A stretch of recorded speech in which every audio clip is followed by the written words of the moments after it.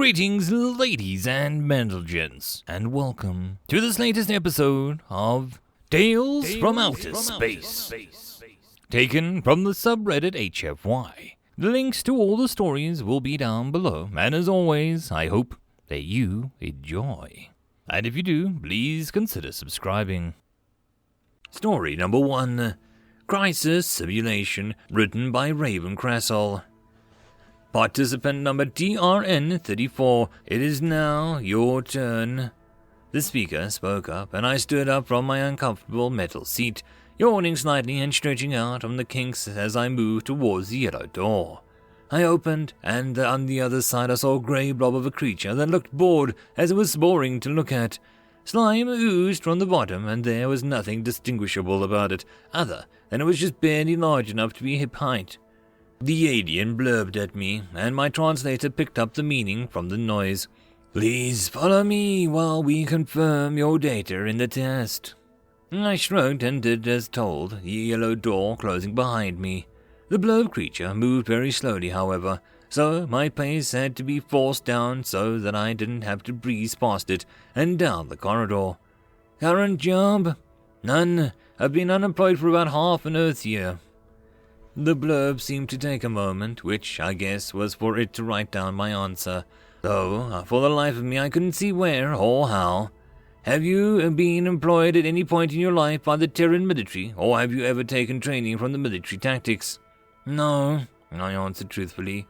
"Have you had any formal education or scientifically inclined fields of study?" "Nope. And also the reason for my current unemployment, though I heard that English majors were starting to become popular in alien job markets now that humans could opt to do some of those. Like this one, a survey of the psychological test of some sort.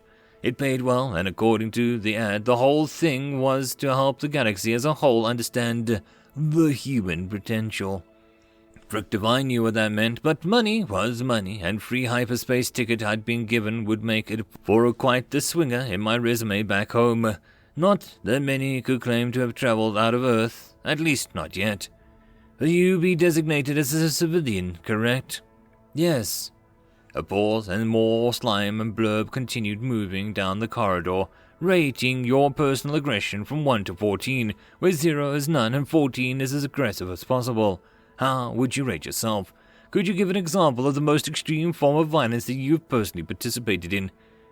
"I guess a 5, I said with a grimace. "The worst I've ever done is shout at another person because they'd been very rude to me." Who did a 0 to 14 scale anyway? I felt weird to try and adjust my mental estimates from base 10. The blurb stopped, and I did as well, feeling a slight moment of shock as the perfectly smooth wall opened up to reveal a simple chair that looked far more comfortable than the dingy metal one that I'd been in the waiting room. "Please take a seat. The AI will begin the test once you've settled down."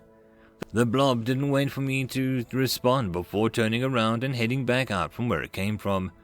The door closed behind me as I stepped into the room, wondering for a moment what this test would entail.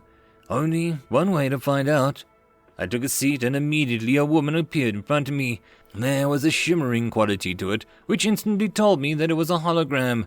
Her accent was British. "Welcome, tester DRN34. I am GR02, and I will be evaluating your psychological profile. Do you have any questions?" "I was never told what was being tested," I commented lightly. "Nor should you have been informed as such." GR02 nodded. "Being told what the experiment is for could skew the results. However, should you desire it, we could send you a copy of the investigation's result once it is concluded." "Sure, why not?" I shrugged. "Let's begin the test then." "The test shall be an in-depth simulation of a crisis scenario," GR02 explained, and the lights dimmed in the room around me. "The scenario is this: you are the leader of humanity." I definitely like the sound of that. "And an innately violent species has declared war on humans. They possess more advanced technology, greater numbers, resources, and military experience. I like the sound of this a lot less. Their intent is to wipe out every single human from the galaxy." A pause followed, and then the screen started to pop up. Screens with numbers and names and maps and data. "You may begin. My eyes roamed the room. Hundreds of holograms of simulated paper floated and demanded my attention, and each seemed to represent a veritable wealth of data. I was very suddenly very lost and confused. How long do I have to do this? You have 1 month to decide on the course of action you will take for the given scenario. Oh, frick. The payment I'd be getting out of this seemed more reasonable now, all things considered. Day 5. Okay, so these enemies have a couple hundred different planets in these systems? I pointed at the map in the area of the simulated galaxy. Correct, GR replied calmly. She was always calm, which was slightly irksome. Advancement through the information was slow, way slow, but I'd been lying if I didn't say that it felt the best damn puzzle I'd ever tackled. What's the estimated population of them? Unknown. Your experts claim there should be around 20 billion in the more densely populated ones, but you do not have anything other than estimates to go by. And my eyes drifted to the pale blue dot of the planet that was under my care, orbiting around the sun 100 times larger than the Earth's sun, but otherwise far more alone, with the system having only one gas giant and one Mars-like planet. A lonely planet. The scope of the scenario felt like an impossible situation. I just didn't look like there was a way for the race under my care to be saved. There was not a single aspect in which the planet could be protected from the onslaught. I scratched my head and thought some more. Day 12. Laying down on the cot I'd been assigned, I stared holes into the roof of the small room. I was split, and I could take however many distractions I wanted while tackling the puzzle. I could even contact home and talk with my family and friends, though I'd been told that I could not give details nor ask for help regarding the simulation. But other than that, I was basically just given free rein. I'd normally just snack around and waste time, but I felt motivated. I wanted to solve this. I wanted to win. Even if everything appeared to be set up in a grim situation, as it could have possibly been, today I'd been learning about the political situation of the simulation, and though there were other players in the scenario, none were close enough nor had the resources that they could have any impact on the situation. Numbers kept piling up in the back of my head as I kept thinking. Resources, lives, distances, times, weapons types, shields types, politics. It was all just too damn complex. Too filled with minutiae that I could just lose myself in. I had to think big picture. Day 17. They will hunt every last one, I muttered as I scratched my head. Doesn't matter, even if we managed to escape, they would hunt us down, and no one would be willing to take us as refugees with such an army out there. I reached a conclusion with a sense of dread. My aim had been to find a way to evacuate as many people as possible from the planet before invading the force arrived, but I watched them get shot down in a dozen simulations and attempted escape.